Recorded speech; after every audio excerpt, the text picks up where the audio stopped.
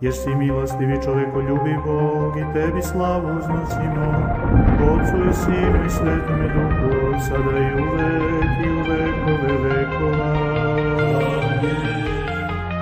In a world of shadows and secrets untold, where primeval stories make the brave go cold, mighty gods on high and realms below, whispers of legends that shape each soul.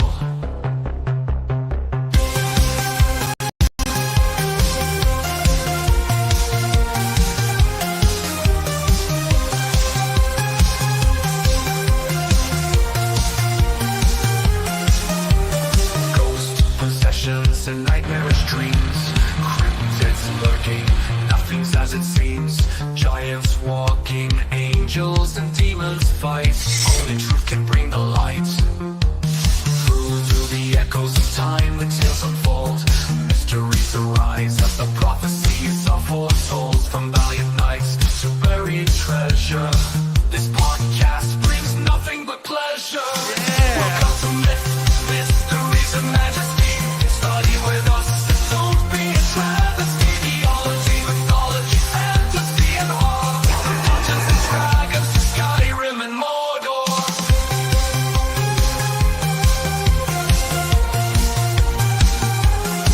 And Mordor, powers haunt the evening. In gothic castles where they're screaming. Wizards cast spells in their towers tonight, exploiting enigmas hidden from our sight. Archaeologists make excavations deep of the ancient tombs where pharaohs sleep. In the dust of ages we chronicles keep, storytelling's power of monsters that creep.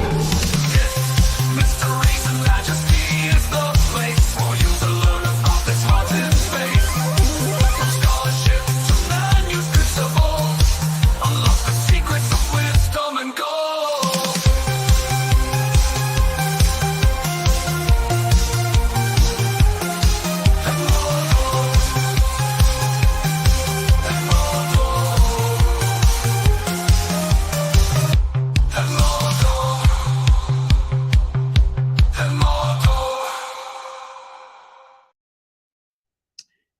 At the end of 1974, there was a gruesome murder that happened in the suburbs of the New York City in a suburb called Long Island.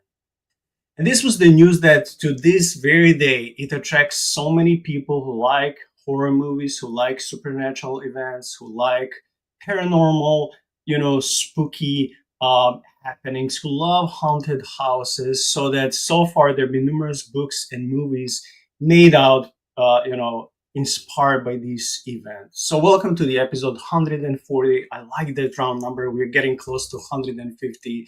So yes, welcome to episode 140 on your favorite podcast, Myths, Mysteries, and Majesty, where we'll be talking tonight what really happened in Amityville. Shaun, welcome back, my dear friend and co-host. When it comes to this topic, I know that you've been following the couple Ed and Lorraine Warren, who've been summoned to investigate this gruesome murder back in the 70s. But you've been following their work. You watched more stuff than I did when it comes to them. What is it when it comes to this couple that will be interesting for the audience to know? What is it, when it comes to their background, reputation, work?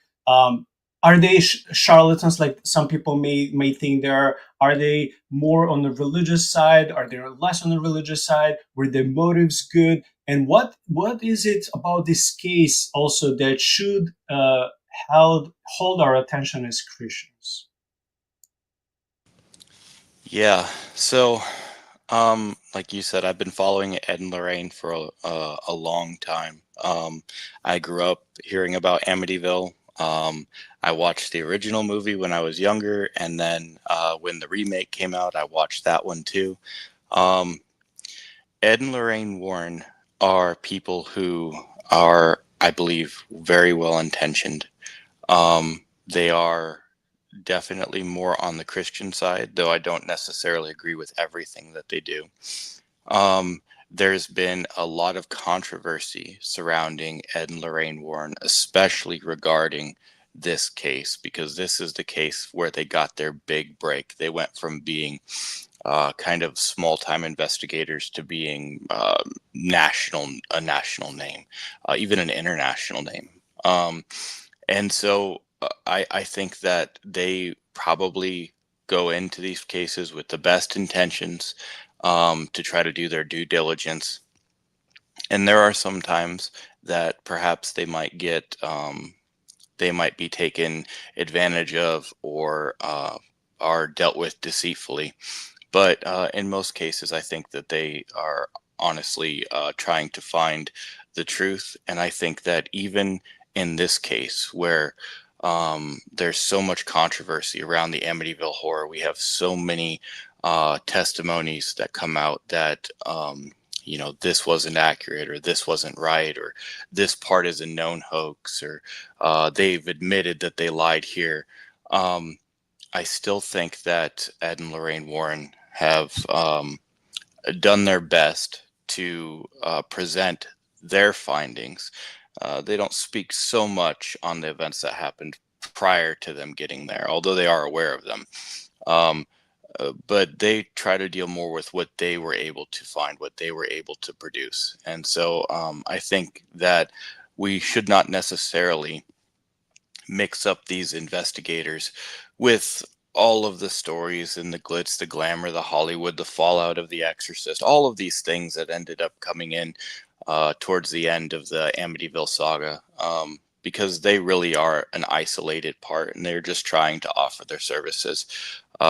So if we can try to separate them from all of the controversy that we know surrounds the story, we can probably try to get a better look at who they really were. And after all, that's the point of this episode, is really their dealings with this particular investigation. Yeah, thank you for that. I also want to show the book that we'll be drawing information from, and we're just starting. So it's the Demonologist. There are different books. The first one was not supported officially by the Warrens. I don't know about this one, but this one seems more legit and more honest. Is by the Gerald Brittle. So we'll be using the information at least from the first chapter, and we'll be continuing covering other chapters in the weeks and Fridays to come. But for today, we'll be covering the first chapter. And the information found online, namely from the old found interview that they had with a news reporter when it came to this case, where they clarified what was actually happening and whatnot. Shaun, before we start diving actually to what happened there and what is the historical context that could have led to all this demonic infestation of the land and of the house, from the Christian perspective, if someone said, "Oh, you guys believe in haunted houses and ghosts," oh, that's so nonsense, that's so childish. But here we're not talking about just merely haunted houses for the cause of for the sake of excitement, or merely getting scared or trying to scare others, or as if, this is the story about ghosts. This is much more sinister and demonic. What would you say briefly to those who may be skeptical yet they are religious? Yeah, we live in a world populated by spirits. And so that's the testimony of the Bible. That's what the church has always believed, that we share this plane with a world that we can't see. And I think it's really important for us to understand that effects of our actions can lead to greater evil. So there is something to be said about the demonic being attracted to events and places that have been host to great suffering, great evil, great tragedy.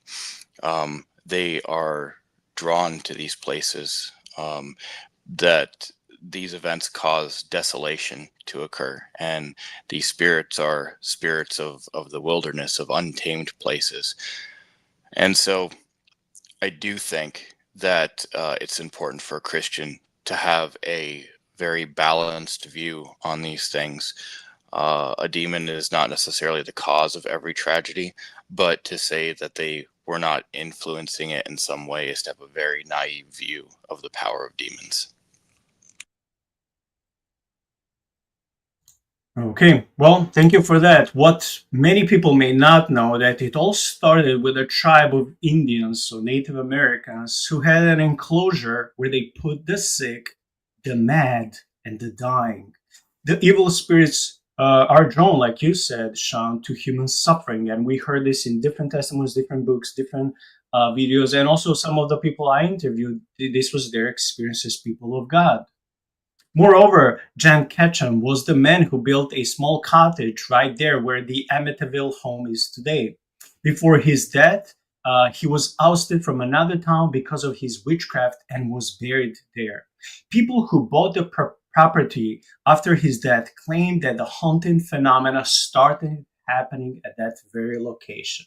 So this was before the very murder happened when another family of, well, later six members of the family moved in.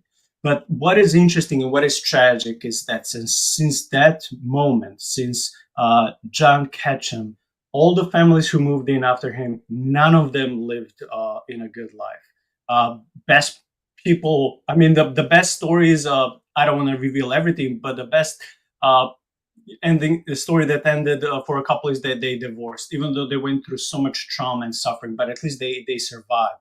So that was like one of the best stories. Can you imagine how all the other stories ended? And just as a context of the, before the Warrens were summoned to New York to investigate the story, I just want to read and show the photo of the man who was the son who heard these voices that told him to kill his family. You can see the screen, correct? Yeah. So let's read just a little bit from this article, and I have again in the body of the episode I have included the Amazon link for this book and also the article link, to the stories you can read for yourself. So the article is titled "The Amityville Murders: Ronald Defoe's Motive for Killing His Family Still Unclear." So this was his picture when he was still alive. It says convicted killer Ronald Defoe in court on June 24, 1992, during a hearing seeking a new trial on charges he murdered his family in Amityville, New York in 1974. So this is the story. In the early evening of November 13, 1974, Ronald Defoe Jr., known as Butch by family and friends, walked into a hometown bar in Amityville to have a drink. John Altieri, one of the patrons, called Defoe, shouting, "My father and mother have been shot." Altieri and other four barflies piled into 23-year-old Defoe's car and drove to his family's three-store house in the tiny hamlet in Long Island, New York. While Defoe waited in the car, Altieri and the others went up to the second floor. One of them called 911 after they found the bodies of Defoe's four siblings: 18-year-old Dawn, 13-year-old Allison, 12-year-old Mark, and 7-year-old John Matthew, the New York Times reported. Suffolk County Police detectives subsequently discovered the bodies of Defoe's parents, 43-year-old Ronald Sr. and 42-year-old Lucy. The six victims, who were found in their beds wearing pajamas, had each been shot in the back with a rifle. The following day, homicide investigators arrested Defoe, charging him with murdering his parents, sisters, and brothers. Defoe initially claimed his relatives were victims of a possible mob hit, but Defoe eventually confessed to shooting them during the police interview. And I just want to read a little bit more. This is the part of his confession. "Once I started, I just couldn't stop," Defoe said. He also claimed that voices from the house turned him into a killer. At the time, Defoe also faced accusations of being a heavy drinker and drug user. Defoe, who died in prison in 2021 when he was 69, never disclosed his true motives for gunning down his entire family. But for some journalists and Amityville natives who followed the case for decades, Defoe's murderous rampage was rooted in years of conflict with his father, as well as jealousy toward his siblings, whom he believed his parents doted on more than him. Defoe was also possibly motivated by greed, thinking he would inherit his parents' assets if the entire family was dead, theorizes Paula Uruburu, some university professor emeritus who lived in Amityville at this time. We will stop here because we don't want to go all that, you know, we don't want to cover all the story because then they're hypothesizing all the other motives and potential stories. But Shaun, he admitted that he heard voices that basically encouraged him and told him to kill his family. Now, if he was a drunkard, if he was using drugs, if he was motivated by finances, that does not cancel the fact that he heard voices that inspired him to kill his family. Financial greed can be only the additional motive that would not cancel the demonic motive. But basically, greed, if it's truly greed, it's also demonic. So we see here different demonic influences from drinking to finances, potentially, of course, we don't know his heart, to hearing voices that make him go into this rampage mode, almost like an animal, not thinking clearly, and turning into almost like a zombified person that is not ruled anymore by the human spirit and by anything genuine that God bestows on us when He makes us, but turns into a madman who doesn't see these people as family members anymore. Now he sees them as foes, as expendable pieces of DNA. They're just walking around and living with him. He doesn't recognize them anymore as his kin. So let's start by dissecting this before we switch to what actually happens at the scene when Warrens come. We saw the picture of this sad man. What can we say about these voices and the whole background when it comes to the demonic, oppression? Yeah, his drinking and drug use probably didn't detract from the voices. I think that they were probably definitely one of the causes of it, because we know that in the scripture, pharmakeia is equated with sorcery, and that definitely leads to demonic possession. So I think that his reliance on substances, especially the substances of choice, he was a hardcore heroin user. And he had admitted to, at the time, he was drinking up to a fifth of scotch a day, which is something that the body just cannot tolerate without there being some sort of consequences. But he was definitely a privileged child from a privileged family who had problems with his parents. Now, the idea that a mob would put out a hit on his family is not something that was outlandish. His both of his grandfathers were mob crime bosses, and his uncle was a made man. His father worked at his uncle's Buick dealership, and that's how he was able to afford a 6-bedroom, 3.5-bathroom house on the ocean side in one of the most prestigious neighborhoods in the country. So there was definitely crime being involved there. A Buick dealership does not pay that well. We will never know what happened the night of the murders. He had accepted all the blame for doing it. And then he also has turned around in other interviews and said that it was not him that did it, but his sister Dawn. What's interesting is that the night that the murders happened, there was, because his family were on a watch list, there was a DEA agent stationed outside of the house who did not hear any of the shots, but said that he saw a female dressed in all black carrying what looked like it could have been a gun from the outside boathouse into the house. When the body of Dawn was looked at, it had unburned black powder on it. So that means that she was not at least for that shot, she was not the target of the projectile, but she was the one pulling the trigger. So there have been multiple stories that contradict each other. But I do think that Dawn was at least somewhat involved in this. Now, the theory is that they were going to run off. They were going to take mom and dad's money and go. And then after mom and dad were killed, what do we do with the kids? But the story is that Dawn while Ronnie was trying to figure out what to do with the firearm so they wouldn't get caught, Dawn decided to take it upon herself to kill all of her siblings. And when he came back into the house, there was a fight that ensued over the weapon, and that's how Dawn ended up getting killed. We don't know how much of anything we can believe because he lies so often. He could be telling us the truth and we would never know it because he has so many contradictory claims. And it may not even be that he's intentionally lying. Heroin takes its toll on the mind, right? I mean, this is somebody who was a hardcore drug user for quite a while. We do know that him and his dad had gotten into some serious conflicts to the point that the public had even seen Ronnie pull a gun on his dad. So the idea that he would be violent towards his father, that's not outside of the realm of possibility.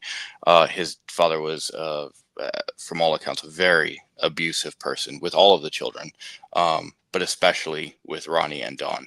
So growing up in a house where you have a lot of abuse going on, this is something that it's backlash that nobody really wants to see, nobody really expects, but given all of the circumstances, we're not necessarily surprised by. We're not necessarily surprised that Ronnie was kind of pushed over into having to choose a way of dealing with the stress, such as drugs and alcohol. I mean, you're part of a family that you can't get out of. You literally can't get out of because everyone around you has connections to the mafia. You couldn't leave if you wanted to. It is interesting to note that prior to the murders, Ronald DeFeo Jr. had gone up into Canada to visit a shrine and had come back with a few blessed statues. And when he was asked, why do you have all these statues? Not as though he wasn't a religious man. He was a very religious Roman Catholic, but the statuary was now outside. What's with the statues? They would ask. And he said, well, I've got a devil on my back. So I think that they knew that there was something going on. I believe that Ronald DeFeo even had an exorcist come to the house. So there's a lot of things that went into this. I think probably the most fascinating part of this story is the murders, what happened, because this is a piece of evidence that we have rock solid evidence. There are 6 people dead, and we have the story flips all the time. We don't know what to believe, but we know somebody did it, and Ron was there.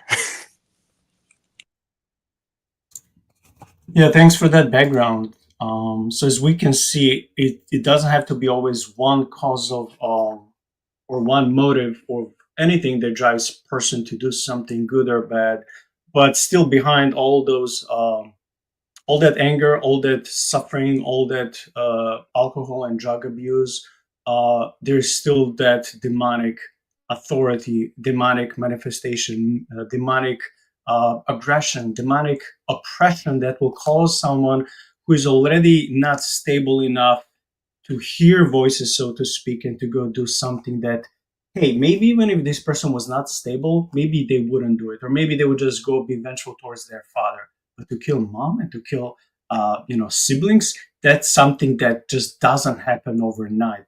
So I see all of these things that you've been telling me, and that you've been that we've been also reading, both from the book and from that article, that he was affected and oppressed by demonic sources and powers little by little in his life, more and more and more, so that eventually when he, so to speak, exploded, maybe those voices were just the type of the whole mountain of piled up anger, drug abuse, alcohol abuse, suffering, pain, and then that came and it just broke at him at one point and he couldn't hold it anymore. That's what it seems to me.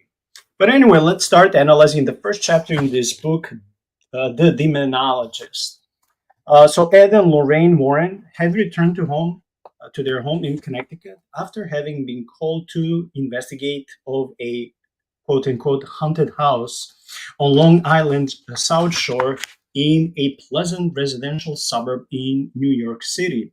In December 1975, the house has been purchased by George and Kathleen Lutz. So this is the couple that moved in after this murder happened and the boy was imprisoned.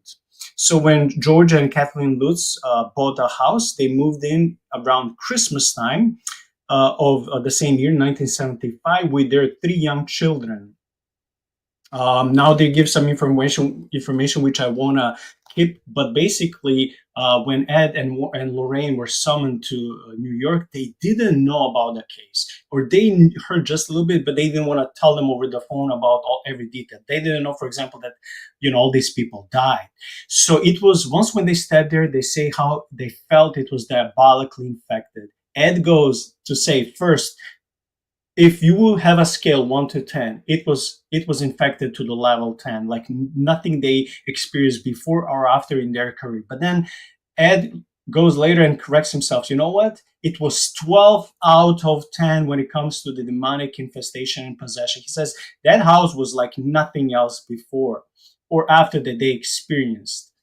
It was worse than the book, the other one, which Jay Anson wrote, and the movie, which for some reason neither the book author nor the movie author, they didn't want to mention every detail that actually happened there for whatever reason, for discretion, for maybe save the audience or maybe save the people who knew the family. I don't know what would be their motive, but according to Ed and Lorraine, the movie and the music were not supported by them. They did not endorse these works of art, quote unquote, because they did not the best represented what actually happened on the Long Island. But 6 months before the murder, one of the house members went to Montreal, Canada, to a shrine, and this was the father. He went to the shrine and brought back with him, you mentioned statues, but he also brought a priest exorcist who said not one, but many masses in the house. There were different demonic activities in the house, and while the priest was there, the boy, just before the murder happened, he didn't want to be there while the priest was there. They can already give you some, if not red flags, but at least yellow flags. Like, the boy doesn't want to, I mean, you don't have to like a priest, but while he's blessing the house and praying for whatever he's praying, I'm not Catholic, so I cannot tell. I know everything that Mass encompasses. But while the priest is praying there, the boy did not want to be in the house. He would want to be outside and do whatever he wanted to do. The priest also encountered things that the public never heard of. So this means that what Lorraine and Ed Warren knew about this priest and the whole family, this was not part of the book or the movie. So this is another reason why it's always the best way to get the info is always go back to the original sources. So mentioning the new owners, George and Kathy Lutz, they called the Warrens for help. And what is interesting from the very get-go, they didn't even want to go back to the house they bought to talk to the Warrens. No, they said, let's meet in the neutral place. So when they met elsewhere, George was scared to talk about the haunting in that house. I remember that Ed said that George didn't want to say what was happening. He said, why did you call me? He said, well, okay. And then Ed would ask him, well, okay, but what about what? And then he said, because George became so scared to even mention what was happening in a safe location because he was so scared what can happen to him. And then Ed and Lorraine witnessed that the new owner was everything but a scared man. He practiced martial arts. He was part of a motorcycle gang in his earlier days and so on. So he was not some soft man. He was not some person that will be easily scared. So imagine someone like him being scared to the point of not even saying certain words and mentioning certain things of the fear.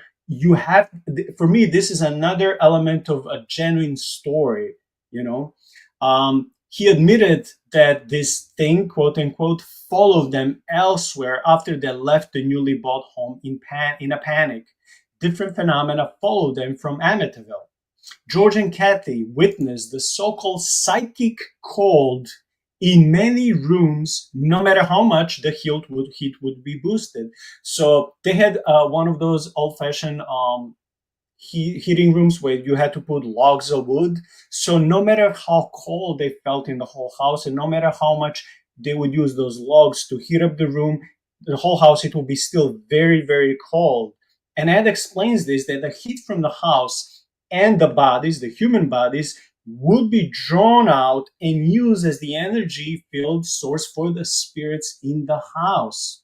Moreover, they would hear magical whisperings when when George and Kathy moved after the murder.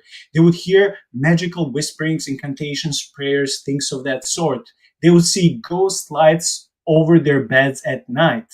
They heard footsteps, and they also found slimes on the stairwell. When I heard that, I immediately went in my mind with the Ghostbusters movies. Like, I'm like, this is like a similar thing. Blood was coming out from the wall, but when they would touch the wall, there would be no blood. This image would be telepathically sent to them by the demon, as Ed, who is an expert in this, explains. And I'll stop here because I mentioned so many things. Okay, so Shaun, as we heard, Ed and Lorraine are summoned to come in New York. Before they go to this notorious haunted house, they meet with the current owners, George and Kathy Lutz, who are scared to go back to the house. They left all of their possessions over there, even their marriage certificate. They just went out and escaped, and they say, we're never going back there. Ed and Lorraine are meeting with them, and George tells all this story, and they give all this eyewitness reports of these supernatural paranormal events happening in their home. And there's more, but I'll stop here. I was especially fascinated with how demons can use and draw the heat from the temperature or even our bodies to use that power as a psychic power to create something else, or maybe to get stronger or whatever, or also how they'll be able to to make an illusion that you would actually see something, like they saw blood on the wall, but when they would touch the wall, there would be like no blood remains on their fingers, and they realized that this was just an illusion. And then Ed explained to them how demons can manipulate with the psychic energy and psychic power and make you think that you heard or saw something while that's actually just an illusion. So stop here. Any comments on the beginning of the story? Yeah, I mean, it's really interesting to note that even modern exorcists will tell you that most of the power that a demon has, as far as manifesting, is due to hypnotic illusion. So it is you think that the environment is changing, or you think that you're seeing something, but you're really not. Now, that being said, they do actually have the ability to move small objects. I believe that Ed calls them apports or apports. They are things that are manifested, brought through space and time, and placed there. Now, we could say that that's what happened with the that green slime gel thing, except for the fact that George Lutz admits that he made that all up. That part wasn't true, and it was very influenced by the Exorcist movie. So there are parts of the story that, as we go through, we will kind of have to disambiguate between what was something that they stand by versus, I mean, because we got to be honest, right? They fled their house in terror. They had nothing. And they have a lawyer telling them, hey, last year we had this really good movie that came out and it made millions. All right, you need to recoup some of your losses. So let's turn this into a movie thing. And I think that's honestly why Ed and Lorraine don't support the book and the movie, because they know that they know how it works, right? It's not okay to us. It sounds like lying. To them, it probably would have been pitched as creative license. Right? It's your story. You tell it the way that you want it. And so there are things that they've admitted that they fabricated. And in their first telling of it, that you could find in, I think it was a Good Housekeeping article. They don't have any of these more grandiose things. But obviously, when you get together and you're trying to make it sound like it's something really marketable. You're going to include some of these things that are a little bit more Hollywood-esque. That being said, they were terrified. They left their home. Something really happened there. But there are elements that were made up. Okay, so far this basically reminds me a little bit, not completely, but at least partially reminds me of the Skinwalker Ranch. There's so many truthful elements, but there are some added or altered to be more spooky, more interesting to the people, so they can either visit the place or, like in this case, buy the book. Again, not this book, but the book by another author that the Warrens did not endorse, or the movie. So yeah, I understand, but I still, so far, after reading the book and watching their interview with the news anchor that you sent to me from several decades ago, um, they're like they really sound like a genuine older couple. Both of them passed away by now. I mean, yeah, they did, both of them. They really did concern in helping people. It was not about money. So I see the whole skeleton of the story is very genuine and very true. But what was added that was told to them, we don't know that what was, completely true or not. But when they witness and tell about these stories, especially because they didn't make money, even though I didn't know about them until recently, I tend to like truly believe them. And people commenting on all the stories coming from different backgrounds, different parts of the world, say how they truly believed Ed and Lorraine, and how they miss someone like that, nowadays, because they were the only exorcist outside the church, especially in primarily Catholic Church, that was not necessarily religious, even though they used the name of Jesus and they were having some relics, but they were not like trained officially by the Catholic Church or any other church. So they were the only let's call them neutral exorcists. So people, audience, especially who like these stories or have supernatural infestations in their homes, I see people commenting and saying, "Man, we miss people like that. Too bad we don't have them nowadays." Well, and could I say that not only were they, these are not trained by I mean, Ed is a self-taught demonologist. He wasn't trained by Roman Catholic clergy. No, he actually trained Roman Catholic clergy. See, at the time that this happened, they were almost not doing exorcisms anymore after what had happened in Germany with Anneliese Michel. The Roman Catholic Church just shut down exorcisms. So they really weren't doing them. It's interesting. If you were a Roman Catholic and you wanted to have an exorcism done, and your priest believed that you needed to have an exorcism done, they would take you to a Pentecostal church, because those were the only people still performing exorcisms. So they would take you, your Roman Catholic priest would take you to a Pentecostal church in order to have you delivered from the demons, because they were the only ones who were doing the stuff. After the movie The Exorcist came out, the Roman Catholic Church started saying, hey, we got to get back on the ball on this. We have to start getting back to what it is that we say that we actually believe about these things. At the time that Ed was doing this, I think there were 6 exorcists in the continental United States. Now there's one in every diocese. If there isn't one issued, it's the bishop, because the bishop has the authority in the church to cast out demons. But no, rather than being taught by the Roman Catholics how to perform exorcism, he was kind of essential in teaching them what to look for, how to do this, because it had been a lost art in the Roman Catholic Church. And there is a lot of at the initial stage or stages, there were conferences, exorcist conference, demonology conferences that the Roman Catholic Church hosted, where they invited the Pentecostals to come in and, hey, show us how to do this stuff.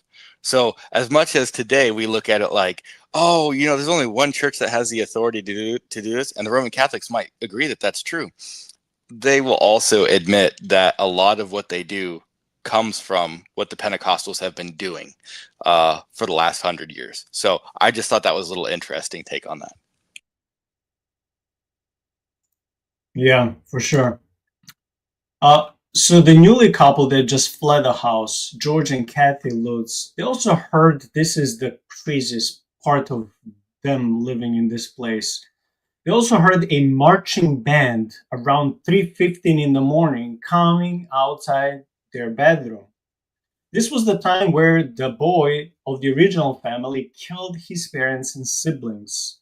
Ed calls this time the Devil's Hour, which we call on the channel, and according to many scholars and books and ancient Near East mythologies, we call this the witching hour. So the witching hour or the Devil's Hour are the same things. So Ed calls this time the Devil's Hour and explained this. This is the mockery to the Trinity because of the 3 in the morning is being used for demonic activity.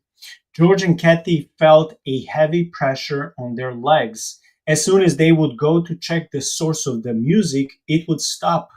The rugs would be rolled up and the furniture would be pushed by the wall in their living room as if there was someone there, right? All the events took a horrible toll on George and Kathy. They eventually divorced. The gossip that the couple became millionaires is a lie per Warrens. This is what Warrens officially said once they were interviewed by a news anchor. Anyone who actually made money was the book author, Jay Anson, whose book we did not read and we are not quoting in this episode. Again, we're using the author by the name of Gerald Brittle. So we're using his book. We're also not using information in any of the movies. Demonic forces played cruelly with the previous book author, Jay Anson, who had disaster after disaster in publishing the book. He had, as the Warrens admitted, while he was finishing the book on what was happening in the Amityville, he had a heart attack, but he survived. Before he published the book, he had numerous accidents, including like fire, where the manuscript was supernaturally preserved. Otherwise, it wouldn't be published. After he finished the book, he wanted to publish another book when it comes to exposing demonic forces, and he wanted to title the book 666. As he was penning, writing the last chapter of that book, he got another a heart attack and he died. So Ed and Lorraine believe that this man who published the book, Jay Anson, was heavily attacked by demonic forces who did not want him not just to publish the second book, but the first book either.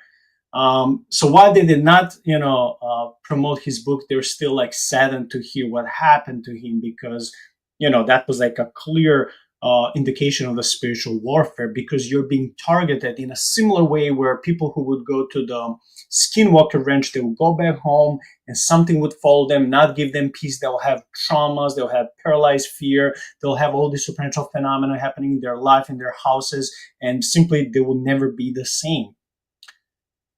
So now we're getting to this, maybe the most interesting aspect of the story, where Ed and Lorraine decide to go to the house. And this is a quote from the book. The question the news media had essentially wanted answered was whether there was a quote-unquote ghost in the house at the time. Yes, the Warrens disclosed at the time. In our judgment, there was a spirit that had plagued the family of Lutz in the house, so the second family that just moved in. But they also concluded no ghost was present.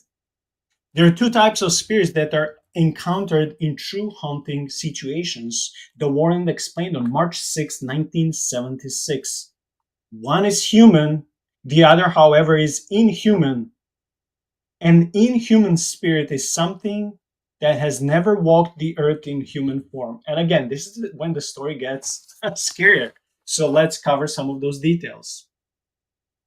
When Ed went to the house's basement, he commanded the spirit to reveal its identity in the name of Jesus Christ. Suddenly, he felt as if he was under a waterfall pressure, pressed down to the floor, hundreds of pinpoints hitting his body, as if there was a hot towel thrown on his face so he couldn't breathe. So he's facing all of this in a second. Instantly, he's coming down in the basement. He's using the name of Jesus and he's feeling all these spiritual attacks. In the same time, Lorraine was going upstairs. So Ed is going down, Lorraine is heading up. And she got the worst feeling like going through tremendous pressure in her body. I honestly don't know if I would go here with my wife. I would not. But let's say hypothetically, I have a wife and we are here in the shoes of Ed and Lorraine. I don't know if I would want to leave her by herself. Honest to God. I'm not saying because I'm a male I can protect her, because this is powerful. But if we're praying together in the name of Jesus and going there unified as two in one, right? Like two will become one in marriage, and with that unity and agreement in the spirit, I will want to be there with her, not to let her alone walking in the stairwell late at night. So who am I to criticize the couple, right? But I'm just saying, I think this was Ed's mistake, and he didn't just let her go. She wanted to go, right? But I just wish they went together, first in the basement, then upstairs. But then again, it happened what it happened. So she was going upstairs and she got the worst feeling, like going through tremendous pressure in her whole body. She held tight to the relic in her hand. As we'll find out soon, she was a fan of Padre Pio. She read his book. She loved him as a very pious man who was also a stigmata. Stigmatas are people who, I don't know if this is true, but who supposedly get the wounds of Jesus Christ in their hands and in their feet. It's something that science cannot explain. But Padre Pio was a stigmata, and Lorraine, even though I cannot really say that she was a devout Christian woman, she was still religious and spiritual, both in the same time, doing a little bit of what we would consider maybe New Age-ish, and also Catholic slash Christian things in the same time. But basically, she would held and carry relic from Padre Pio with herself, right? So she held tight to the relic in her hand and asked for strength and direction. I don't know, why wouldn't you ask directly God, like Ed was doing? But Lorraine was different. Lorraine was different. At this point, she continued walking upstairs. They entered the bedroom of the former couple who was shot to death. The bed used to levitate 2 feet from the ceiling. Imagine the bed being lifted so high. Only 2 feet from the ceiling when the newly married couple moved in. All of the food, clothes, and private possessions were left there. That's the same couple that met with Ed and Lorraine before Ed and Lorraine went to their house. That's the couple that eventually divorced, but thankfully they stayed alive, right? The boy who killed his family was involved in witchcraft, and they saw the couple that lived there, but also Ed and Lorraine, I believe, they saw the book that said witchcraft, and we saw this when they were interviewed, and artifacts that belonged to him. Now, I'll stop here before I come to the even creepier part. But Shaun, Ed and Lorraine are done interviewing the new couple. They decide to go in the house. They split for a second until Ed is done with the basement and now goes upstairs, so they can both, visit the bedroom. And both Ed and Lorraine in the same time are spiritually attacked, heavily spiritually attacked, in the same house, just different sections of the house. When we read and hear the details of not just their souls, but their bodies being physically attacked, them not being able to breathe normally, them being naturally scared, feeling all this pressure on you, like you want to almost explode. How do we analyze these things? How powerful is this entity? I would dare to say this is not just your mere demon. This was something way more darker and way more powerful. Could it be that, they didn't have this in their lingo, but could it be that Ed and Lorraine were dealing, as we know, again, that pain, suffering, blood, injustice attract demonic powers, everything dark, right? So could it be that because 5 people died out of 6 and the boy ended up in jail, could it be because of this huge tragedy that it wasn't just a mere demon that was summoned? Could it be that the boy was, this is just a thought, a boy got directions by an entity to do these things that would be almost like a ritual, like a black sabbatical mass, to do these things that would maybe open the door in that location for a more sinister entity than just a demon to come, because this would be almost like a blood sacrifice to that entity so that it could be almost welcome and come to host itself in that house. Because this seems more powerful than your regular demon. So what is your understanding? What is your theory? Well, yeah, that's a really interesting thought that through the killing of the six and the occult practices of Ronnie, that a demon has been able to not just inhabit, but almost like take up residence in the house, where it's less you have a demon in your house and more you're a guest in a demon's house. Um, and so that's interesting. It's also interesting to note, and I don't think we have this in the notes for the show, but in looking at some of the information that has come out about George Lutz from his now adult stepchildren, George was involved in the occult too. And so, you imagine somebody who is coming into this place, is not really scared about, of the idea of there being ghosts in the house, but then comes in and has his own little occult practices, not necessarily, like dark satanic, like probably what Ronnie was into, but more, new agey, transcendental meditation, stuff like that, stuff that we know is dangerous, right? And we would freely say, do not do those things. But this was the 70s. This was the time where people were involved in certain things. So you have this here, and then you have somebody in there who's inviting through their actions and giving it more authority.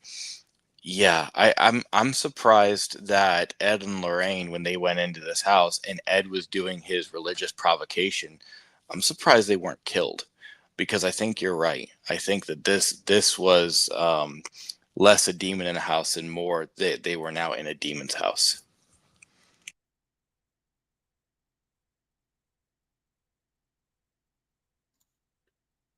Yeah, they will. I don't want to reveal everything, but what they will soon reveal, what follow them. Dude, that doesn't seem just like your regular demon. It seems like more sinister entity. And I'm thinking, well, could this be one of those small G gods?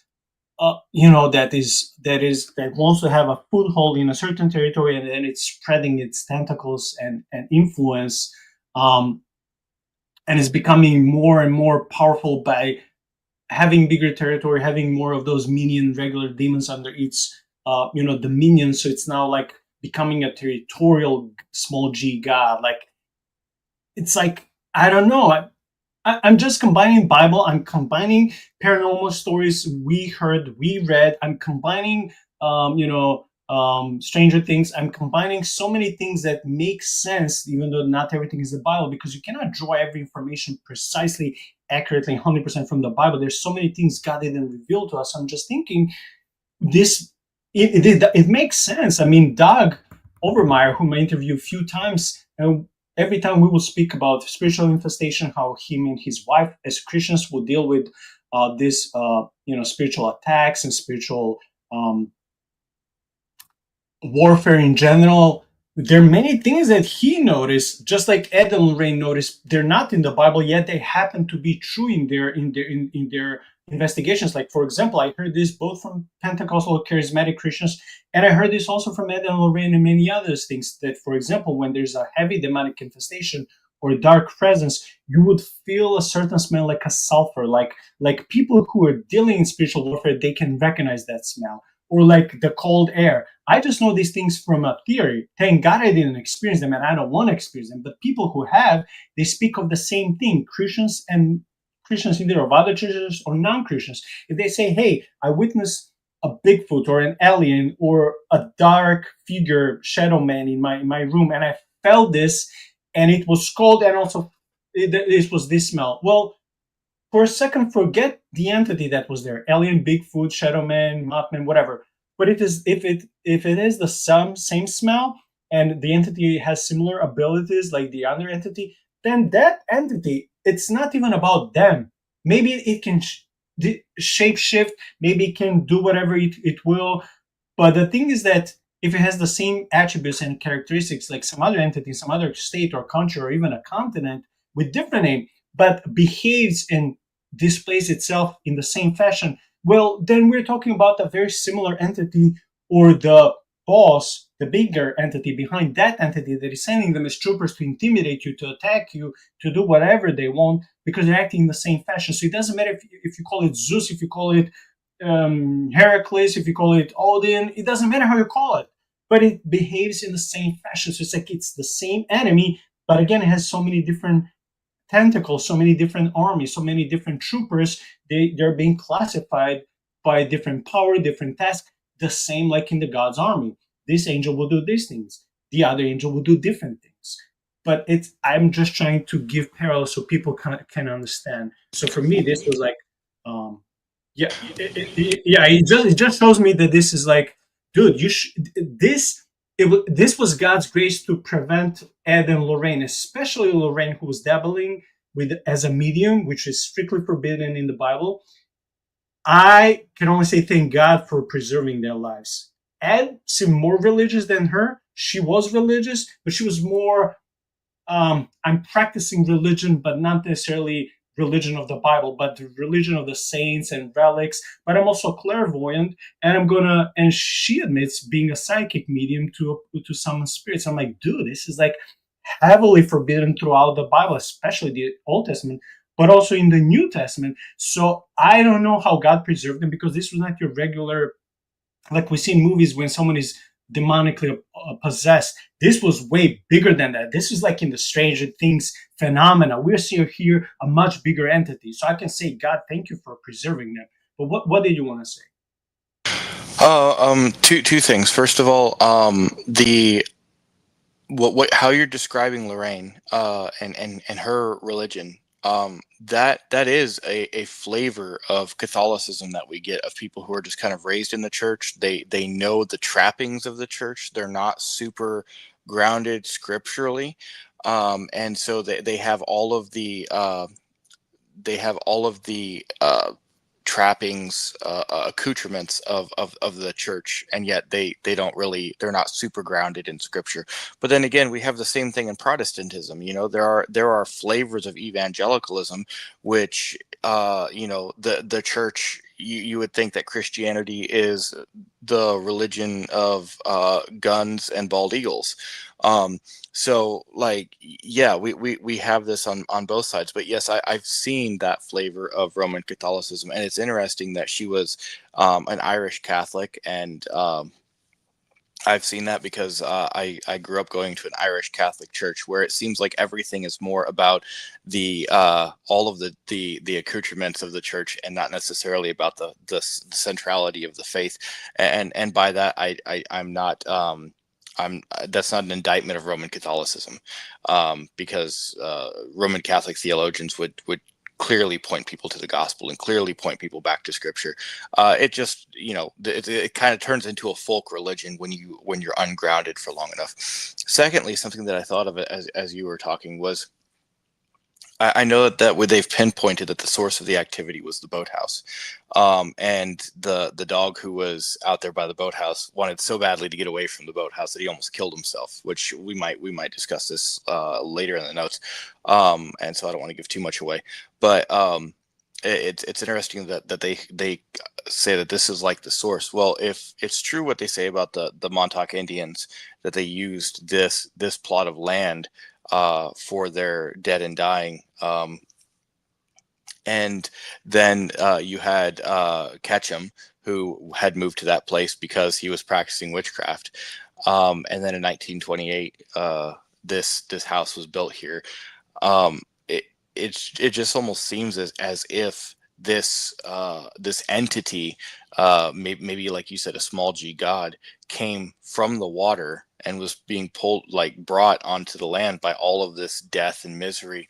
And it's interesting when you look at in the scripture, when Jesus cast the demons into the pigs, they return down into the water, into the abyss from which they come. So this is something that almost like came up from the abyss and is now residing on the land because of all of not only just the tragedy, but also all of the invitations that it's been receiving through Ronnie DeFeo's drug use and witchcraft, and then later, a year later, George Lutz moves in there, and he's got some occult traditions that he's doing that he's not even aware are necessarily wrong. Because again, this, think of the 60s and 70s. What's wrong with all of the hippies and the drug stuff? But yeah, I think that's a really interesting take, and maybe you do have something more than just what we think of like a low level possessing demon, but maybe something more akin to like a shadim, a territorial god that's living in this place. But I'll shut up now.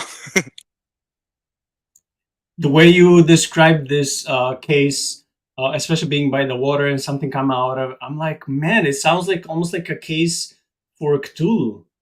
Almost like one of the Cthulhu stories, like not completely, but some similarities when you keep expounding on this. I'm like, this is interesting.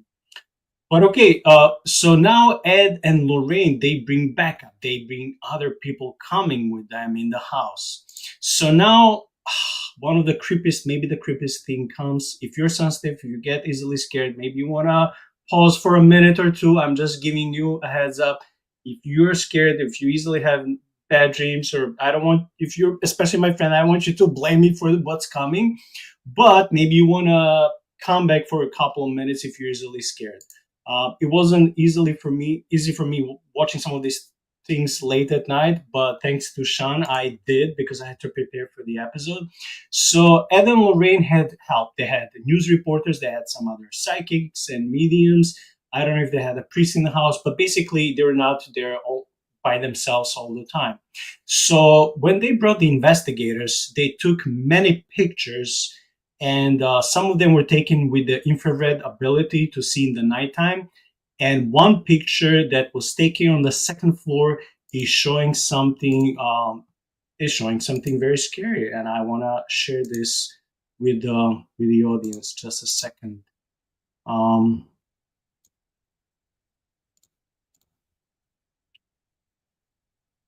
Okay, let me see if this works. Okay, can you see the photo? Yes, I can. Okay, because I'm looking at the photo, I cannot see anything right now.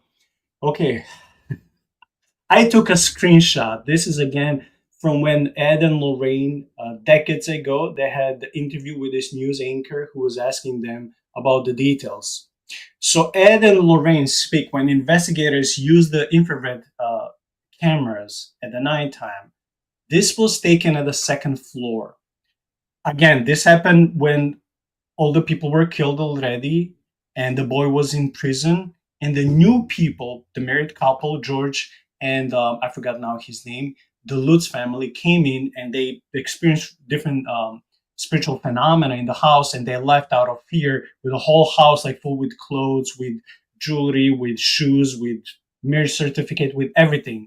So when Ed and Lorraine started investigating and bringing backup, they brought in some scientists, psychics, mediums. They went to the second floor, and by the help of the infrared camera, they went to the second floor and took the picture. They didn't see this immediately. When the picture came out, I don't know, was it the same day or after that, they noticed in the corner, this was not the whole picture. The whole picture is way bigger, showing the whole second floor. This is in the left corner of that picture.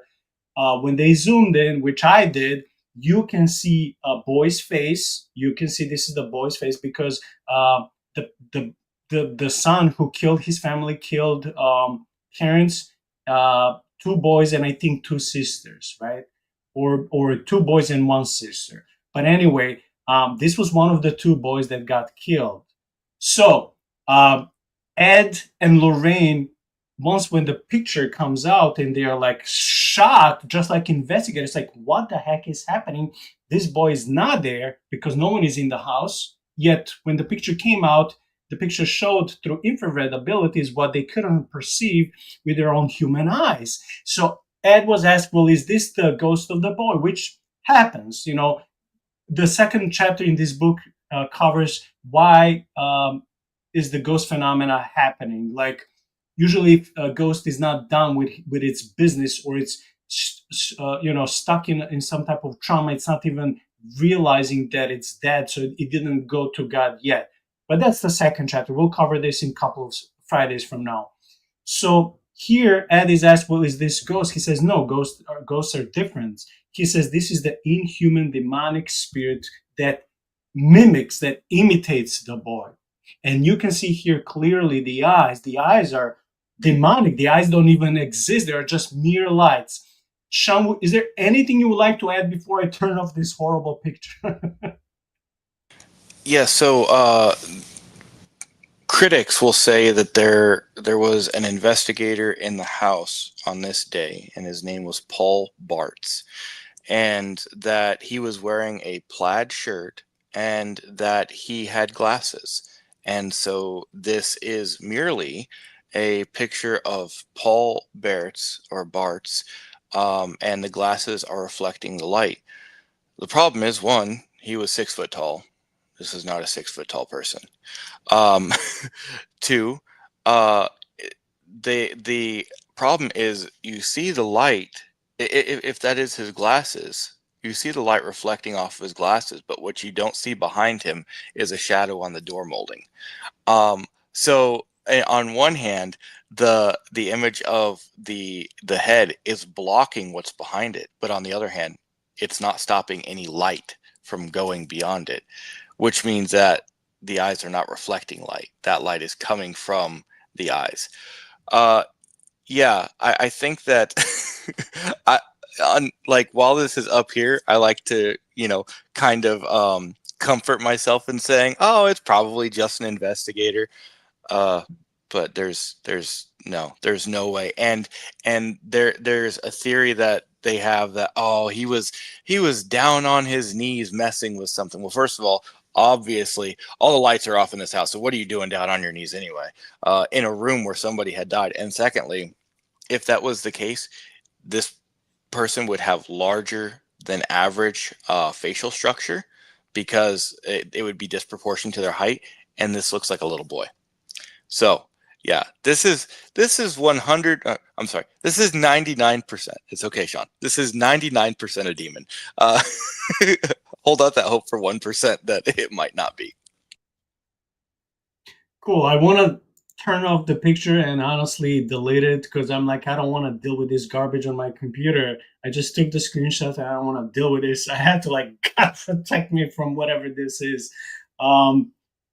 Yeah, but anyway, so this was happening here upstairs. Ed, the investigator, right? He says again that this is a diabolical demonic spirit with luminescent eyes.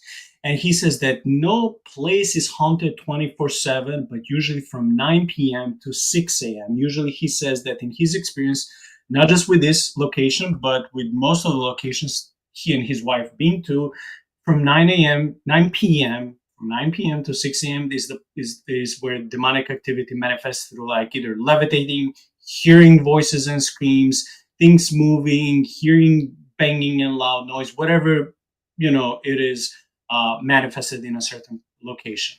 But check this out.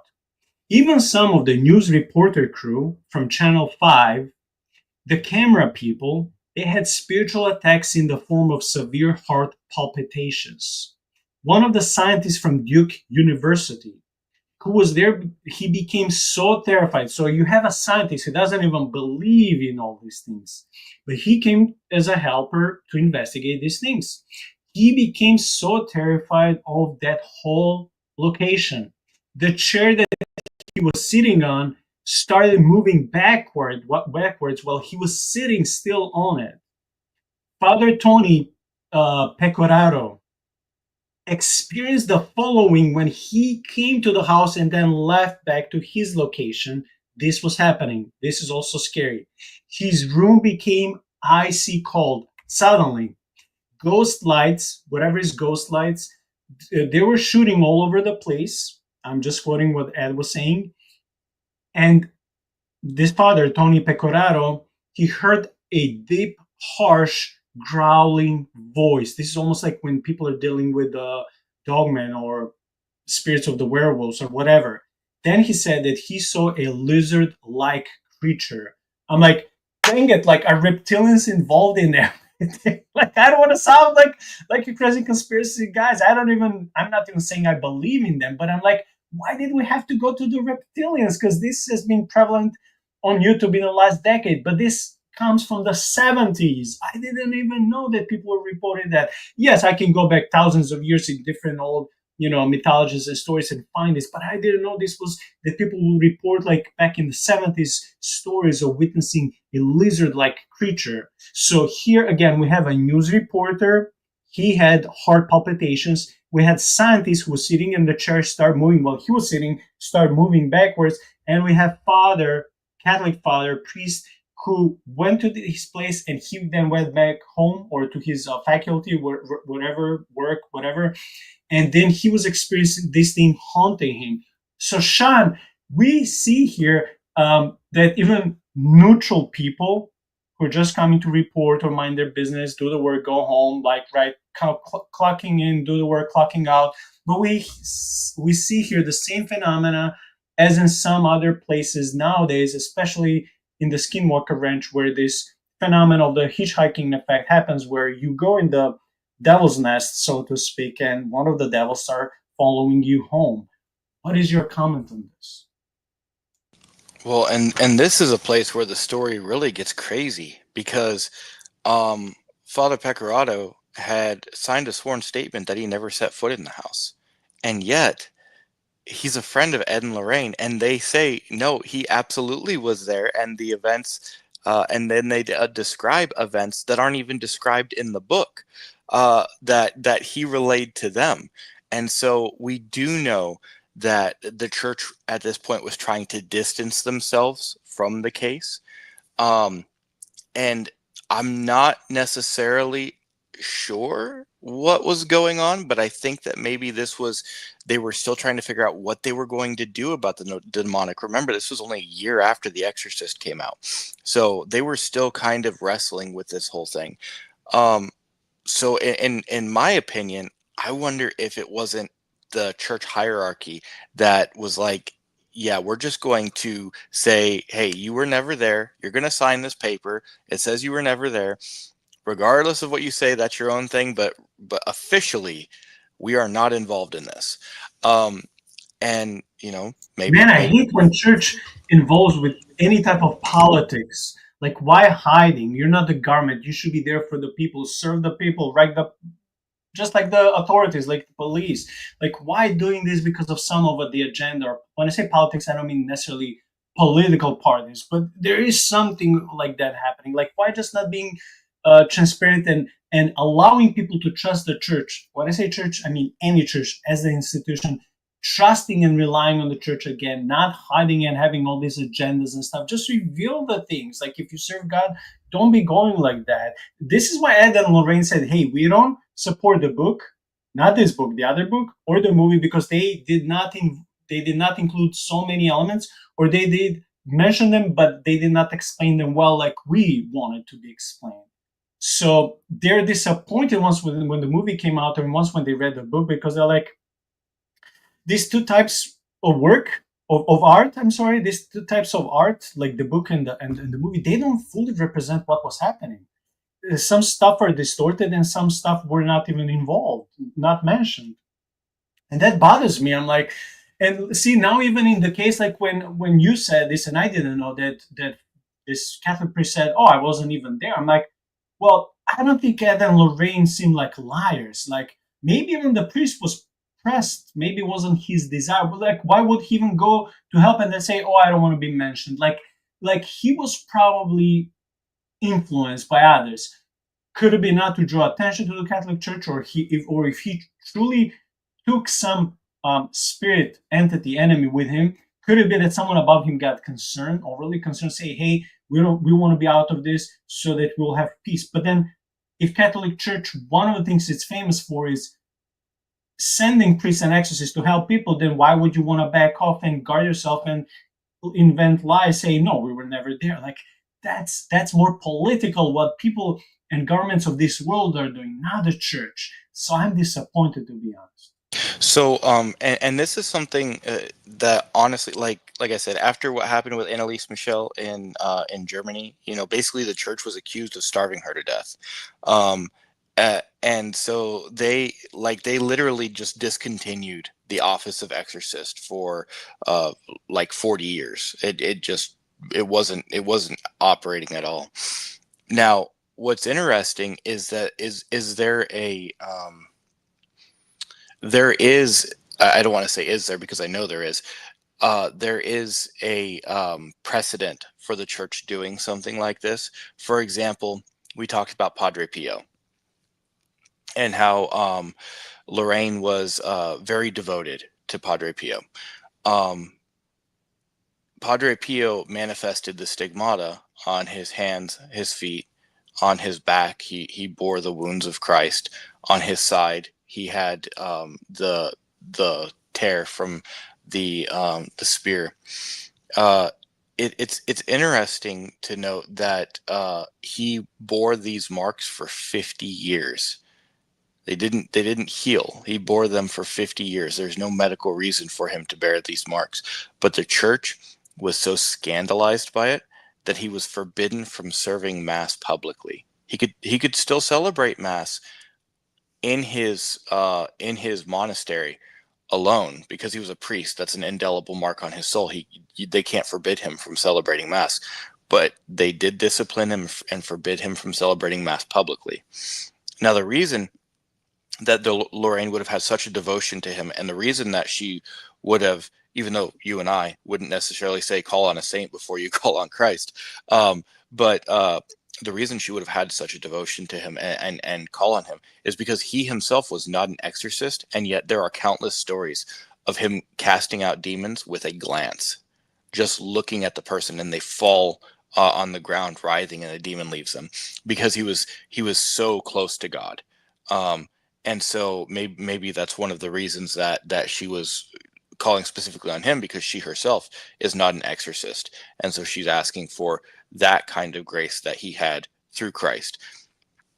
Just a thought, but anyway, I was just trying to tie that all with Padre Pio back together, that yes, the church has unfortunately been involved in doing that, and many of the saints that we have throughout the history have been killed at the hands of the Catholic Church. So it's just an interesting thing. That's not an indictment against the Catholic Church. Obviously, they sainted them because they realized that they were in the wrong in doing that, and so that's good to admit. And I'm so happy with where the Catholic Church is now today, that they're not there's not this kind of fighting going on about whether or not they can do.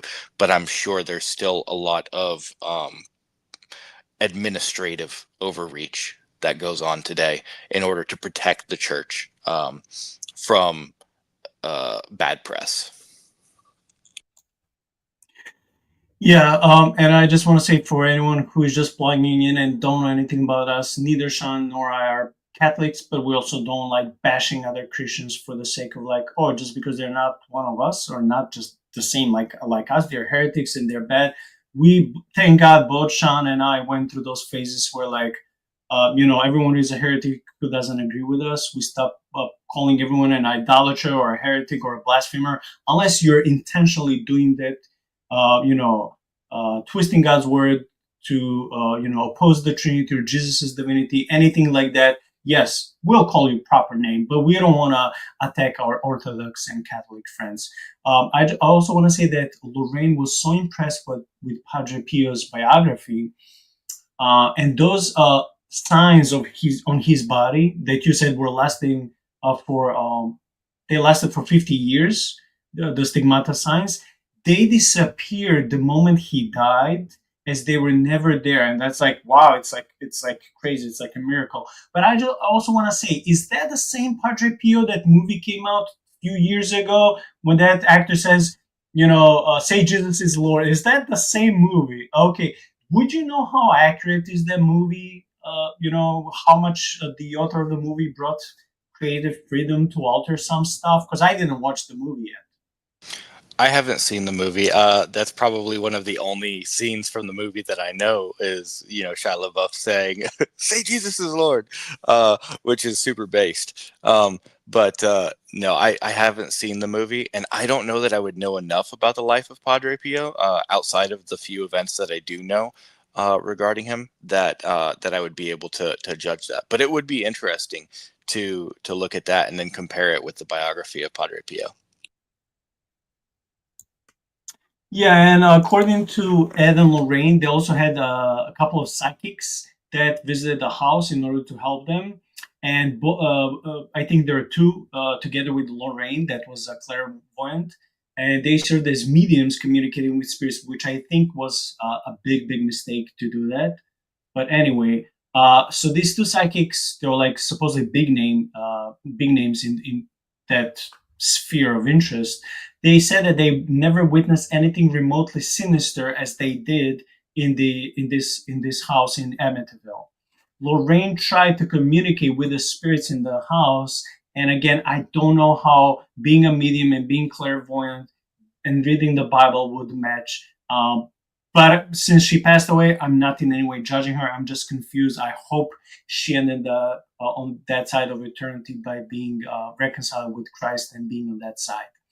But the demonic entity followed Ed and Lorraine to their home. So it didn't follow some other people. It didn't just disturb the scientist. This priest, Father Tony Pecoraro, and the Channel 5 camera crew people. But the demonic entity followed also Ed and Lorraine home. It was the most difficult experience for them ever, period. Before their careers, when their career was starting, all the way to this point and afterwards. This was the scariest experience they had in their life. And I want to read. It will be a couple of pages, but I think it's worth it because it's scary. It says,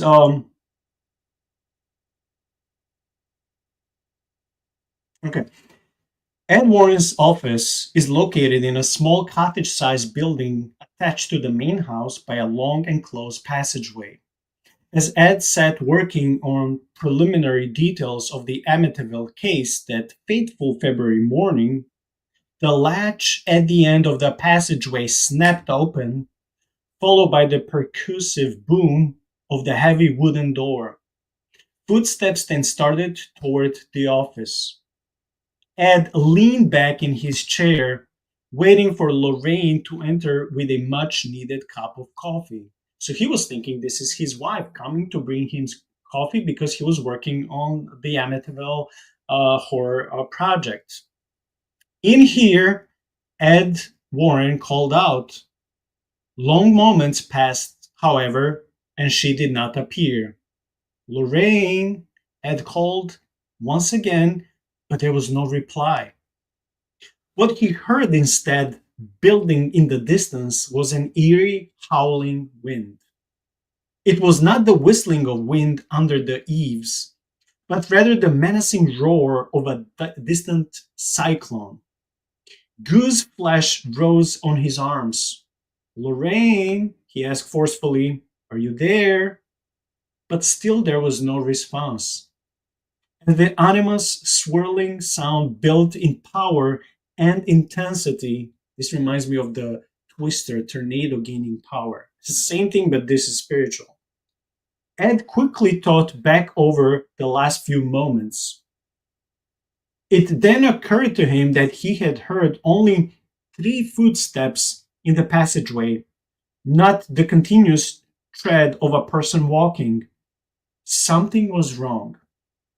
Suddenly, the desk lamp dimmed to the strength of a candle flame. Then, abruptly, the temperature in the office plunged to that of a walk-in freezer. Man, as if spirits have some spiritual vacuum that can just suck out all the heat out. A rank, pungent smell of sulfur rose in the room. Suspicious of this unnatural clamor, Ed Warren opened a desk drawer and withdrew a vial of holy water and a large wooden crucifix. He then got up and walked a few steps out of his office into the enter room. As he did, there swirled out of the passageway a horrendous, I don't know what is this word, conical whirlwind.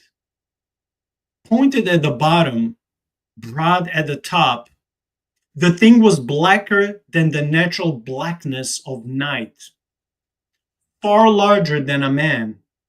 The swirling black mass moved into the dimly lit room and drifted slowly to Ed's left side and came to a halt some 10 feet away. As Ed watched, it appeared to grow even denser and blacker than it was before. In my theory, based on Ed's interpretation, both when they were interviewed, but also in the second chapter, is because the entity used the power and the heat from the room to grow bigger and to become denser and thicker. Indeed, with the swirl, he could see that something was beginning to take shape. An entity was beginning to manifest in physical form.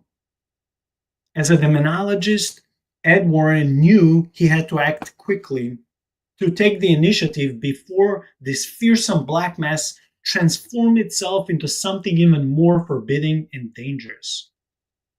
Holding the cross toward that was now rapidly changing into a macabre hooded specter, Ed Warren stepped forward.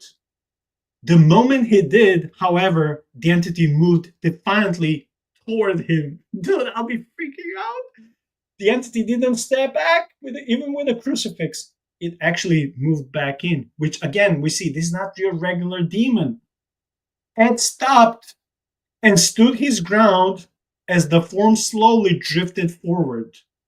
When the swirling black mass was no more than a few feet away, Ed methodically and with absolute determination covered the thing in the sign of the cross with the contents of the holy water vial.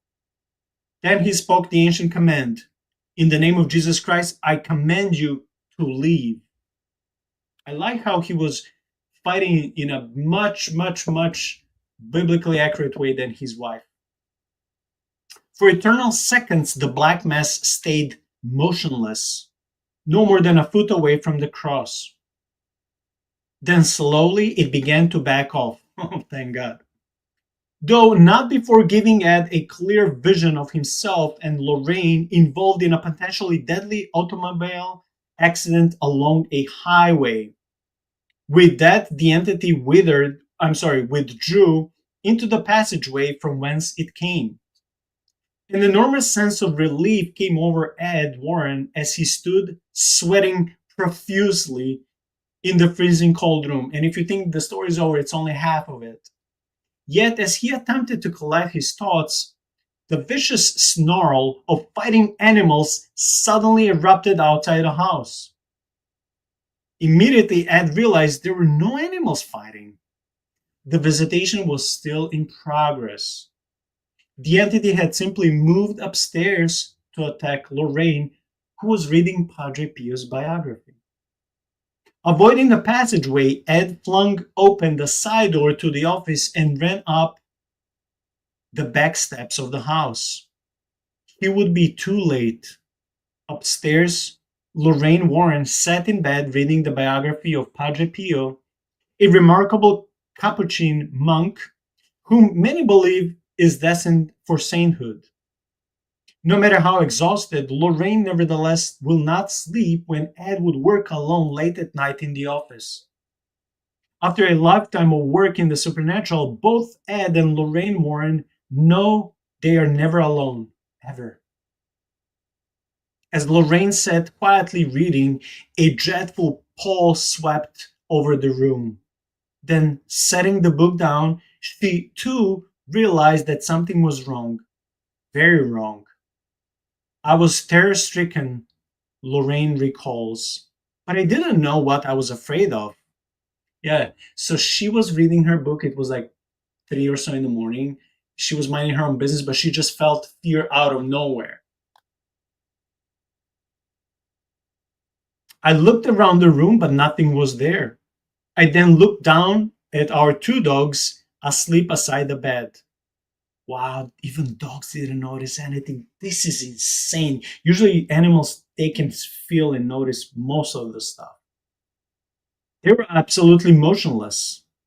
I wonder if the entity of this power has also ability to influence the pets so they will be sleeping with a deeper sleep or something so they wouldn't feel and notice any evil presence in the room. So the pets were absolutely motionless. Except the hair on each dog from head to tail was standing straight up in the air.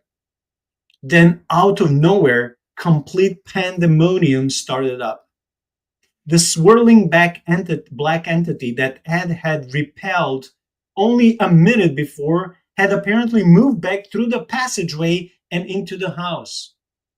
The horrendous invader announced its arrival by producing a thunderous, pounding noise that sounded to Lorraine, quote unquote, like someone beating on sheet metal with a hammer. The violent bashing sound jolted her. Then, within seconds, the heat was totally drawn from the room, leaving Lorraine quaking in the cold. After that, the terrible pounding stopped, and she too heard the swirling sound of a whirlwind coming toward her. The menacing, ungodly noise came from the direction of the passageway one floor below. Terrified, she listened as the whirlwind came up the stairs and swirled into the kitchen, then the dining room, and then the living room. Whatever was out there seemed to be searching for me, says Lorraine. But what was it? Why was it here? Then instantly a swirling black cyclone flew into the bedroom and confronted me. I could not begin to relate the sheer desperate terror I felt as that morbid black thing inside the whirlwind came closer and closer and closer to me, Lorraine remembers. I tried to move, but I couldn't. This is the same experience people have in sleep paralysis.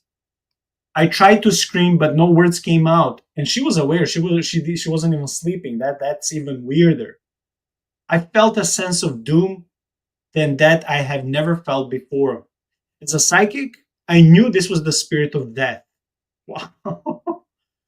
But it seemed to want even more than that. It wanted me, myself, my being. Then it got worse, Lorraine continues. I felt myself being drawn into that raging black thing, and there was nothing I could do to prevent it. Mechanically, I did the only thing I could think of. I called out in the name of God for protection, and I would think, seriously, lady, you waited all this time. Forget about Padre Pio, with all respect to him. Forget about all of your tools and mediums. Why wouldn't you do this earlier? So once she called out the name of God for protection, and she doesn't mention what name she used, then she says, then somehow I got the ability to make a cross, a great big cross in the air between it and me. That stopped the thing, but it wouldn't go away. I didn't know what to do next. At that point, thank God, Ed came running into the house. As he did, this thing swirled into the next room, went right through the bricks and up the chimney. Then it was over. Nothing was broken. Nothing was smashed afterwards.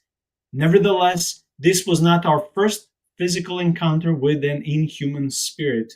And this is where the story ends in their house after the entity started following them in the same effect that the hitchhiker effect or paradox follows some people who go to the haunted places or places that are spiritually inflicted with demonic power, such as the skinwalker wrench, and it follows you and it attacks you. It has something against you because you dare to come to their territory.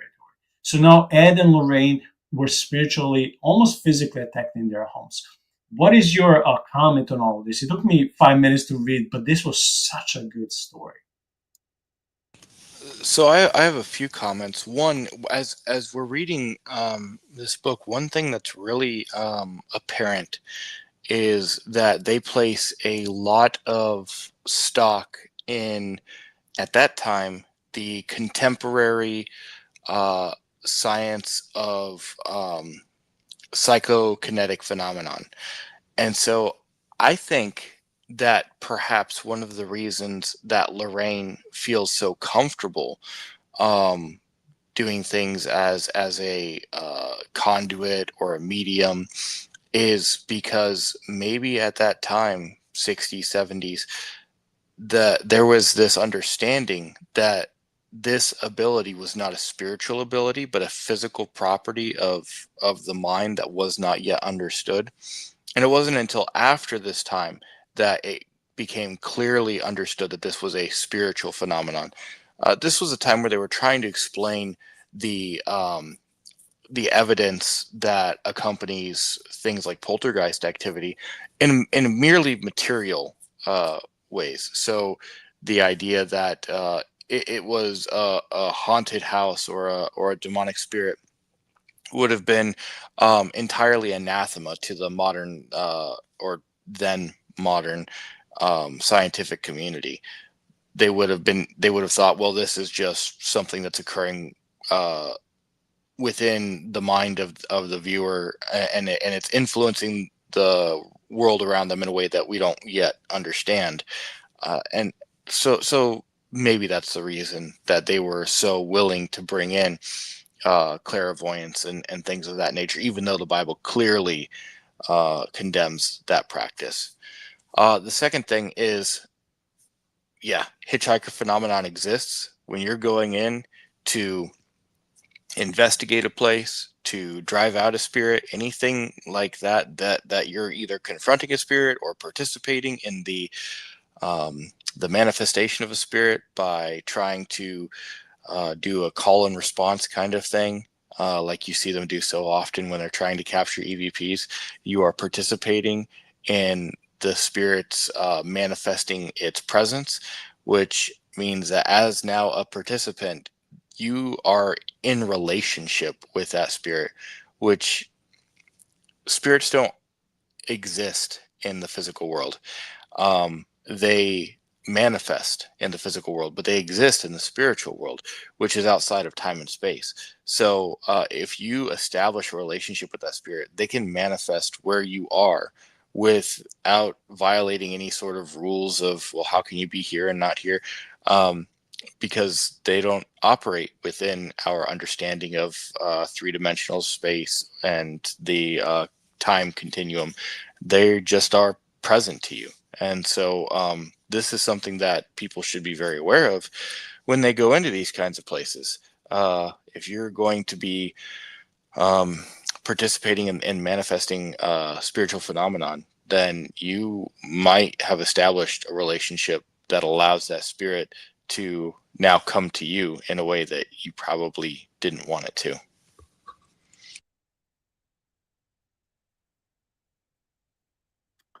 Okay, thanks for that. So Ed admits that he was fearful, and I appreciate that. It's another sign of honesty that you can see how this story was legit, even though if some details were fabricated or altered by other people, but not by Ed and Lorraine. He says, "Yes, I was fearful."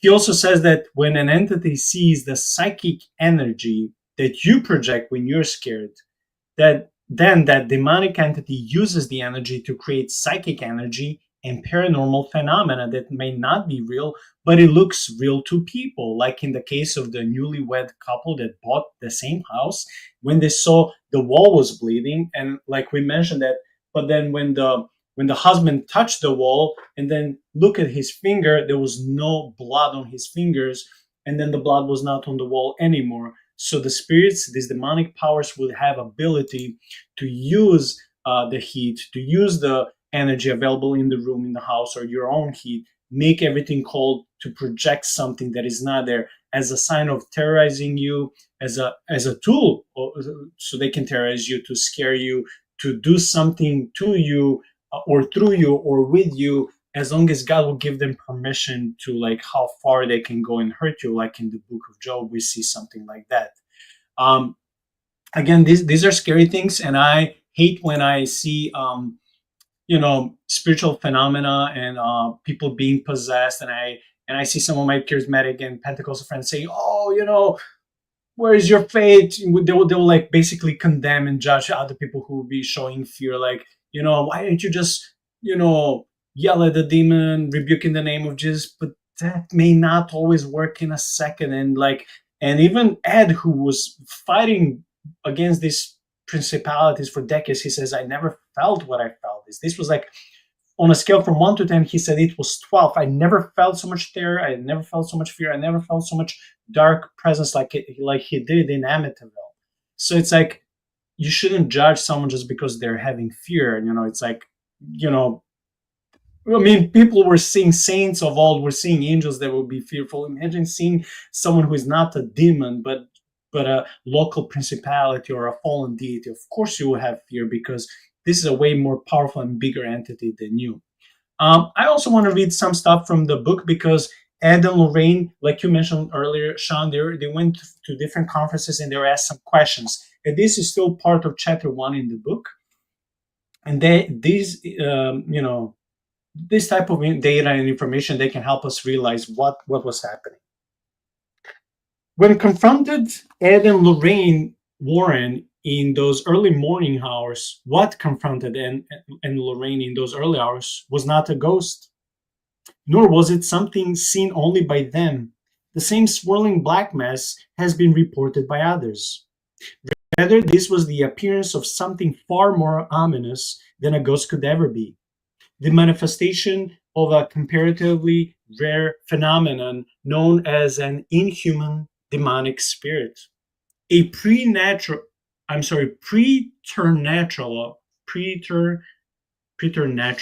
don't know what is that entity.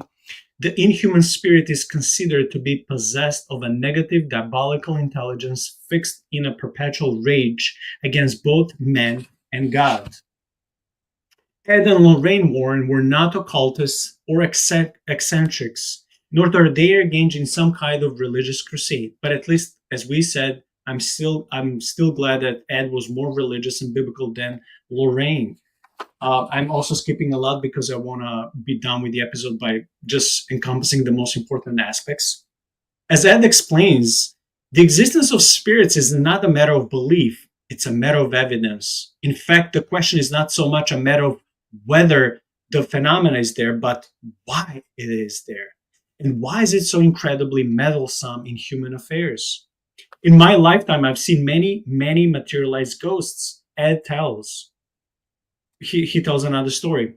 The ghosts you saw on these slides when they're making those pictures, and we saw the demonic boy, or the demon that manifested as a boy. He says the ghosts that you saw on those slides tonight were photographed by me or by psychic photographers working with me on investigations. As for levitations, yes, I have seen levitations of all kinds. This case I show you tonight was demonical activity, not ghostly. During the progress of the case, I witnessed a 400-pound refrigerator lift off the floor. In another case, I watched a console television set rise slowly in the air, then come down with a deafening explosive crash. Yet not one tube was broken. But in the Amityville horror, the outer sides and all believe that evil spirits cannot cross over water. So the audience is asking Ed and Lorraine, is this true? And they say something that we may think differently as biblical believers. They say, no, that's just an old superstition, Ed tells. Spirits are not affected by physical boundaries or by distance for that matter. Simply by thinking about a particular spirit is enough to draw that spirit to your side. Well, good luck to Shaun and me, because we've been speaking about these spirits for the whole night.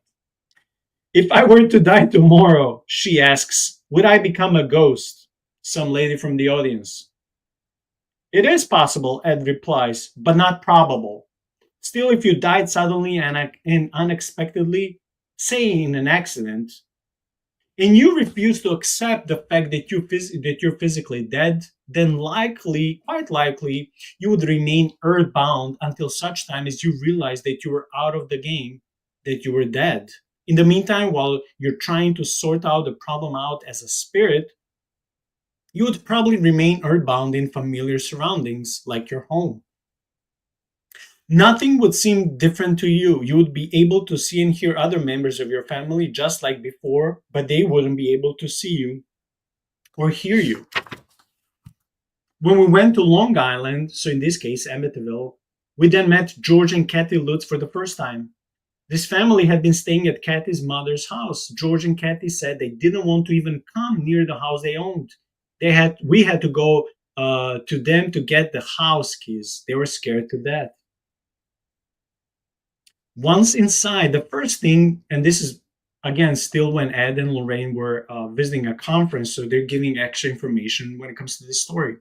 Once inside the house, the first thing Ed and I did was to walk through the house together, one floor at a time. What we found was a home that looked like it had been hastily evacuated, which again brings to the whole legitimacy of the story. Had these people invented the story, I can't pronounce this word, so I'll just use a synonym. Had these people invented the story, they certainly wouldn't have left the deed to the house behind, along with a wealth of personal valuables. Our investigation involved going ahead with a seance, says Lorraine. Therefore, we returned to the Amityville house at a later date to conduct a night seance before television cameras and recording equipment, as we had been requested to do. All in all, I believe there were 17 people present. I wish they didn't do that. 3 psychic mediums, including myself, participated in the sitting, Lorraine relates. Before the seance was held, Ed used religious provocation. We knew that if the inhuman spirit was present, it would be provoked to react by exposure to holy objects. However, we did not know how it would react. So speaking of this phenomena as a physical assault on at least half of us present, especially those who had pivotal job to do during the seance, this is something they experienced. I began to suffer involuntarily physical reactions such as heart flutterings. These so-called palpitations, as I call them, affected me personally for some 3 weeks after we were in the house. Wow. At least half those present during the seance experienced or reported phenomena in the house that they considered to be out of the ordinary.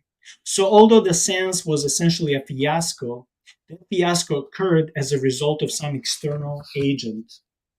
How do you know these demon spirits you talk about aren't really something human, just mean ghosts? A man from the audience is asking. Sir, Lorraine answers him, sometimes in the beginning of a case, you cannot tell the difference between a negative human spirit and a negative inhuman spirit. Both can be extremely malicious, and sometimes they even work together.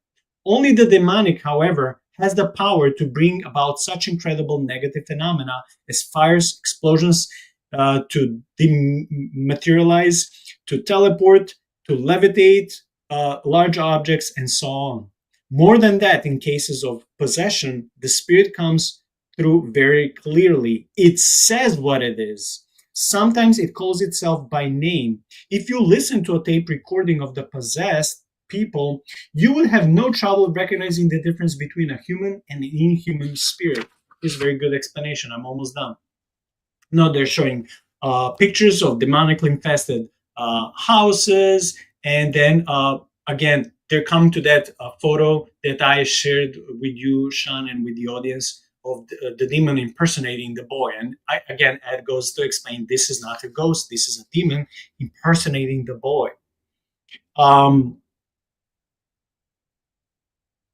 Yeah, he says, we show the negative occult for what it really is, a fool's paradise.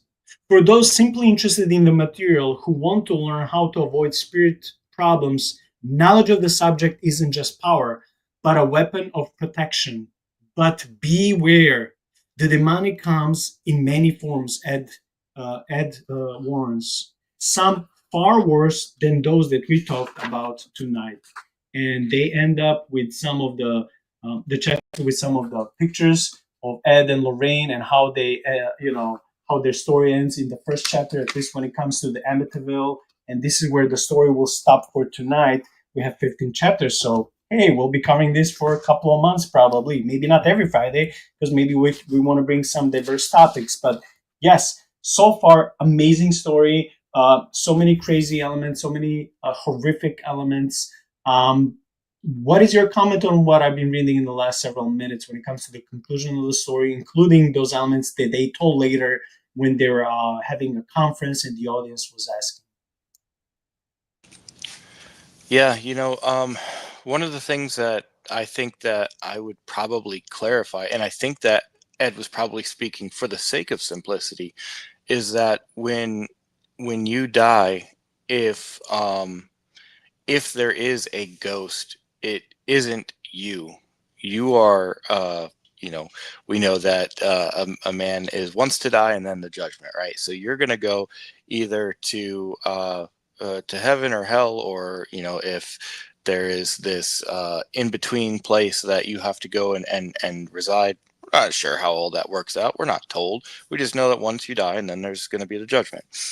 The idea of a ghost is that it's kind of an echo, and so it could be this energetic part of your person, almost like an energetic shell that is left, and doesn't realize that it's there's no more need for it to be there. So it's not you, in a sense. You're not consciously there, and that's evidenced by the fact that this haunting phenomena doesn't happen all the time, and unless you want to say that there's times when you just don't exist and that you pop in and out of existence, which doesn't make any sense, and completely ruins any idea of the continuity of person persisting past death. So I think that he was being intentionally oversimplifying it, but the idea is that yes, a ghost can form, and it's just this echo of the person. It's not necessarily real. If you're dealing with an intelligent entity, then you're most likely dealing with a demon. I could probably think of maybe like one instance where there could be some sort of intelligence that persists past death, but it wouldn't be that it's the person. It would be that it is something else that's pretending to be a person, and that doesn't necessarily mean that it could be demonic. It could be something elemental. It could be something related more to like what people would classically refer to as the Fae. So something that is territorial and is just impersonating that being. But more than likely, you're dealing with something demonic or demonic adjacent. I think that the questions that were asked and the answers that were given were mostly appropriate.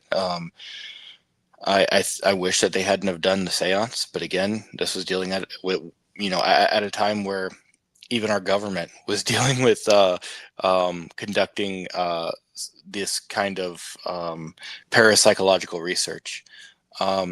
You had used the word preternatural, and in a couple of episodes ago that I had done here, when we were dealing with the Lion Men, Dane corrected me when I used the word supernatural. Supernatural is kind of a broad term, but when dealing with something biblical, supernatural is a very specific term that deals with God and his angels. So if you're talking about something that is other than natural power that isn't God and his angels, the correct word to use is preternatural. So when we're dealing with false gods, demons, fairies, anything like that, we're talking about something that's preternatural. So it's greater than what man can normally do, and yet not supernatural in the sense that it doesn't come from heaven. I think that this just shows that there really is something that's going on, that Christians need to be aware of it. Like Ed said, being knowledgeable this is a great defense and even maybe a good offensive weapon to be able to handle these very, very rare cases where something like this could afflict you. These things do happen. As much controversy as surrounds the case of the Amityville horror, I think that it's not really defensible to say that they experienced nothing. I mean, obviously they experienced something to be able to uproot their family and leave everything that they had behind and go to California. Ed and Lorraine do have their own experiences that are not related specifically to the events that happened prior to that, but are almost a continuation of the haunting that occurred there. And then they had their own experiences outside of the home. All right, so we have a question for Shaun. Does holy water work? Depends on what you mean by work. If you mean, is this something that has power in itself to drive off spirits? No, it doesn't have any power in and of itself. But if applied with the use of faith and understanding that it is not the water that is driving something out, but you are asking God for intercession by use of this water or any other sacramental, like a crucifix or a holy medal, or even I think a better idea that we could draw the similarity with for Protestants is, anointing oil. So you have anointing oil. Is there any power in the oil? Well, no. But does that mean we shouldn't use it? No, absolutely not. You go to any Pentecostal church and they'll have a thing of olive oil sitting right up there by where the pulpit is, because that's biblical, right? To anoint people with this oil. It doesn't mean that there's any power in it, but it doesn't mean that you shouldn't use it. And I think that by applying the oil or the water with the use of faith, that's where we're going to see the result that we want to have. Yeah, I think that's about all I have to say about that. She's asking, so like a conductive agent? Yes. Yeah, I think that that's a good way of phrasing it, that this is something that is been permitted or ordained to be used by God in these situations, and so it is going to be a conduit through which God's grace and mercy will flow, and we can expect God to move in those instances. It doesn't mean that we command him to move. It doesn't mean that we demand him to move, but these are just ways that he has given us in which he has said that he will move. So we use it with faith, and if it works, praise God. And if it doesn't work, it's not because God failed.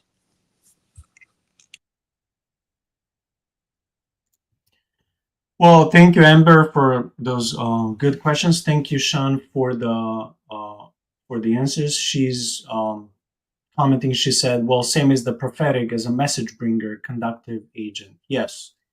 I will also say thank you for supporting the channel. Please continue to do so. Subscribe, like, share material. It doesn't cost you absolutely anything except a few seconds of your time. That way you'll show love to Shaun and me, especially me, as the one who started this, and I easily get discouraged. So any like and sub would go a long way to make my day.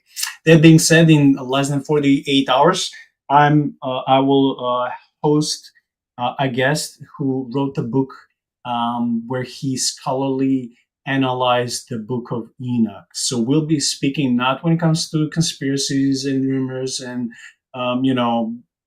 all that non-scholarly material and commenting when it comes to the book of Enoch. When I say book of Enoch, I mean primarily first Enoch.